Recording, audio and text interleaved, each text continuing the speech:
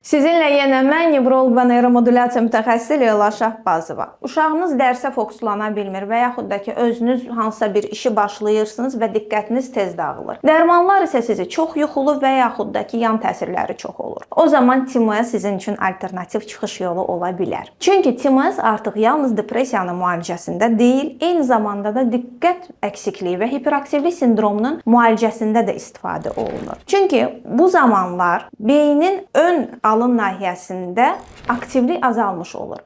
Və TMS də bu bölgələri stimullaşdıraraq neyronlar arası əlaqəni tənzimləyir. Və ən önəmlisi də burada odur ki, TMS birbaşa beyinə təsir etdiyi üçün simptomu deyil, səbəbi hədəf alır. Və elmi tədqiqatlar da onu göstərir ki, diqqət əksikliyindən və hiperaktivlik sindromundan əziyyət çəkən, lakin TMS terapiya qəbul etmiş insanlar diqqətlərini daha rahat cəmləyirlər və fokuslana bilirlər. Və bu yöntəm ağrısız, dərmansız və qısa müddətdə tətbiq oluna bilən bir yöntəmdir. Əgər siz də özünüz və ya övladınız üçün dərmansız, lakin effektiv bir metod axtarırsınızsa, o zaman TMS yeni bir başlanğıc ola bilər.